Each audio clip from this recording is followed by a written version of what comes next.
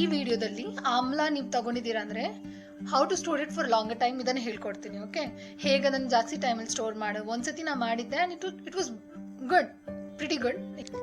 ನಾವು ಮಾಡಬೇಕಾಗಿರೋದು ಇಷ್ಟೇ. ಓಕೆನಾ, ಆಮ್ಲನ ತಗೊಂಡು ಫಸ್ಟ್ ಮಾಡಬೇಕಾಗಿರೋದು ವಾಟರ್ ಹಾಕಿ ಕೆಟಲ್ಗೆ ಅದನ್ನು ಬಾಯ್ಲಿಗೆ ತರಿಸಿ.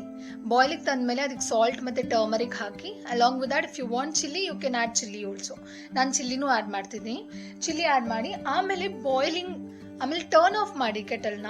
ಆ ಬಾಯ್ಲಿಂಗ್ ವಾಟರ್ ಏನಿದೆ ಅಲ್ಲ ಅದಕ್ಕೆ ಆಮ್ಲನ ಕಟ್ ಮಾಡಿ ಹಾಕಿ ಅದನ್ನು ಆಮೇಲೆ ಒಂಚೂರು ಹೊತ್ತು ಬಿಡಬೇಕು. 24 hours ಬಿಡಬೇಕು ಅಂತಂತಾರೆ.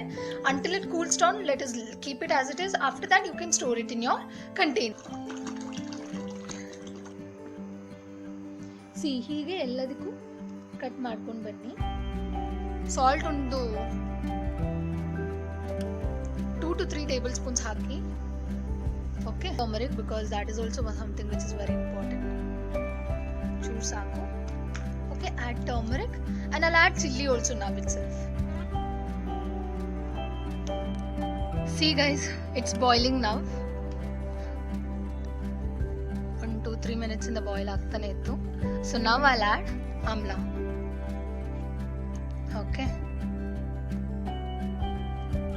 Okay, and be careful. ಇಷ್ಟೇ ಹೇಳೋದು. ನಾನು ಯಾಕೆ ಪ್ಲಾಸ್ಟಿಕ್ ಜಾರಲ್ಲಿ ಸ್ಟೋರ್ ಮಾಡ್ತಿದ್ದೀನಿ ಅಂದರೆ ಇದು ಚೂರೇ ಇದ್ದಿದ್ದು ನನ್ನ ಹತ್ರ ಕ್ವಾಂಟಿಟಿ. ಸೊ ಬೇಗ ಖಾಲಿ ಆಗಿಬಿಡುತ್ತೆ, ಪ್ರಾಬ್ಲಮ್ ಇಲ್ಲ ನನಗೆ.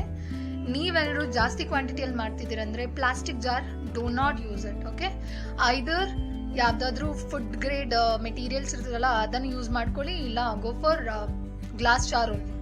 ಓಕೆ.